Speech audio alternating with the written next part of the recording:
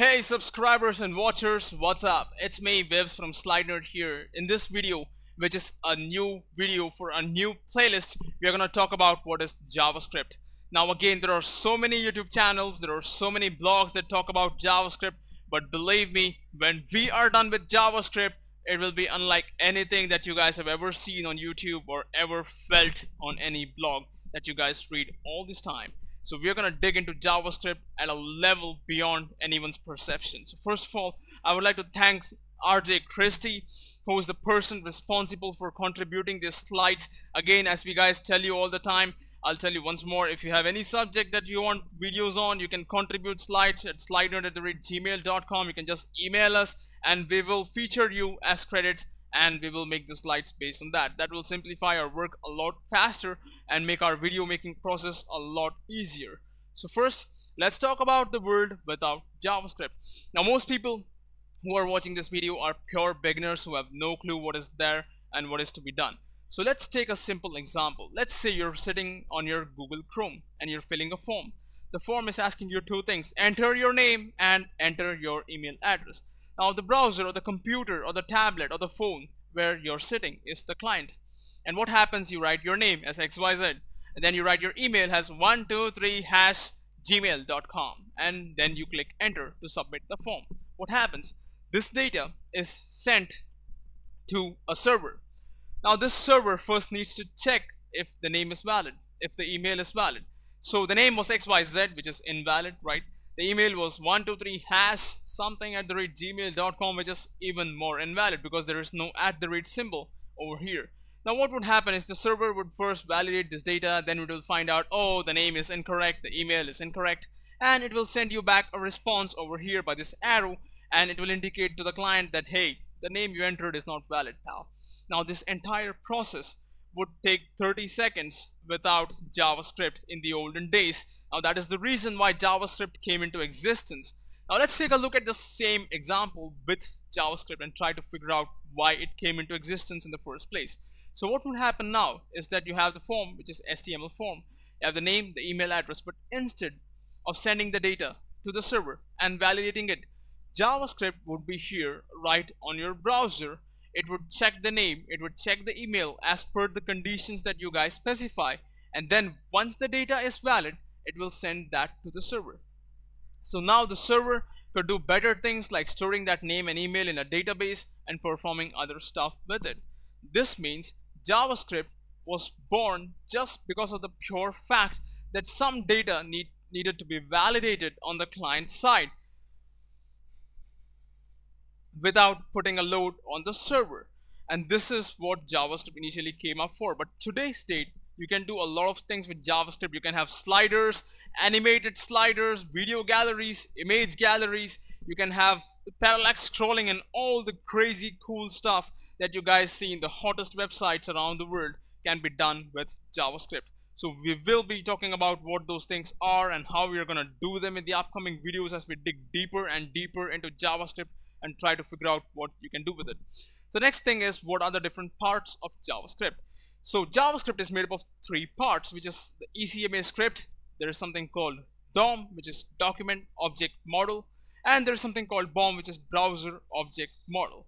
By the way, ECMA stands for European Computers Manufacturers Association, which is an organization that standardized JavaScript for everybody to use. So what is ECMA script? Now this is the heart of the language. In other words, if you guys are familiar with any programming languages like C or C++ or Java, then this specification talks about syntax, the reserved keywords, the types, the operator statements, objects, blah blah blah.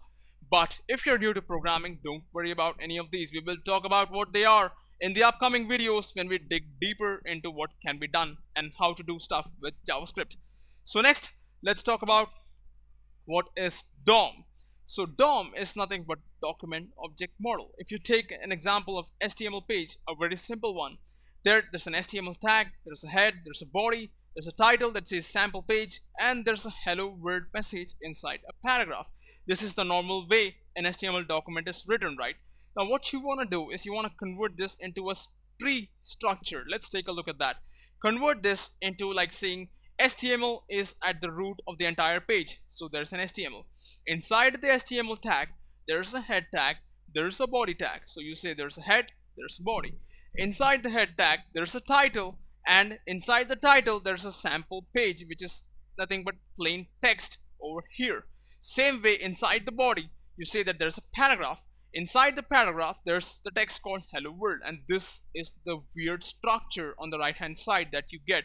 This structure is called document object model of your page. So the first question that you guys have is, why would you convert a page on the left side to something like this on the right hand side? Because this DOM allows you to modify the page by, say, adding, removing, replacing nodes. Now each of these boxes is called a node. This is HTML node, this is head, title node, the sample page is a text node, and there are certain types of nodes that we will be talking about in the upcoming videos when we further talk about DOM in detail. But for now, just remember that each of these entities is called a node, and all you want to do is programmatically add, remove, replace, or modify nodes. For example, let's say below this paragraph hello world, you wanted to add another paragraph which says, hi, it's me, Vivs. So for that, what you want to do is you want to add a paragraph node inside the body node below this existing paragraph over here. And that's exactly what DOM lets you do. In other words, you can alter the appearance and the content of a web page without reloading it. Now this is very important.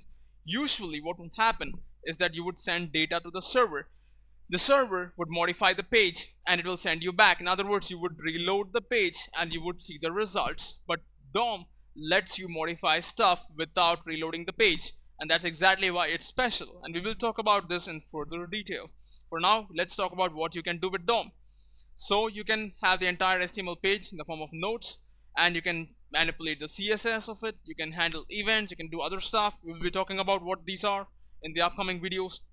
Now there are other languages which are very similar to DOM, like there is a scalable vector graphics for graphic stuff, there's mathematical markup language, there's Mozilla, XUL, and these are some other languages which are not a part of JavaScript, but they use structures similar to DOM. So we will be talking about these probably in the upcoming videos or playlists or something in detail. So next, let's talk about the last part of JavaScript, which is Browser Object Model. So if you see this, there are some diagrams over here.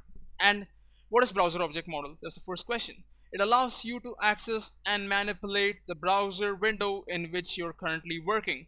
For example, you can pop up a new browser window. Remember all those spam websites? They pop up ads without asking your permission. Those are done with Browser Object Model.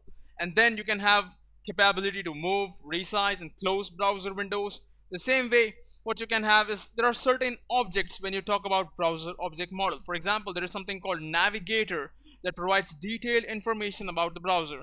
There is something called Location that gives you the information about the page loaded in the browser. There's something called Screen, which tells you the information about screen resolution where you're currently viewing the page. For example, if you're using a mobile phone, it will give you the mobile screen resolution. If you're using a PC, it will give you the PC screen resolution, and so on. There are other things that you can do with that.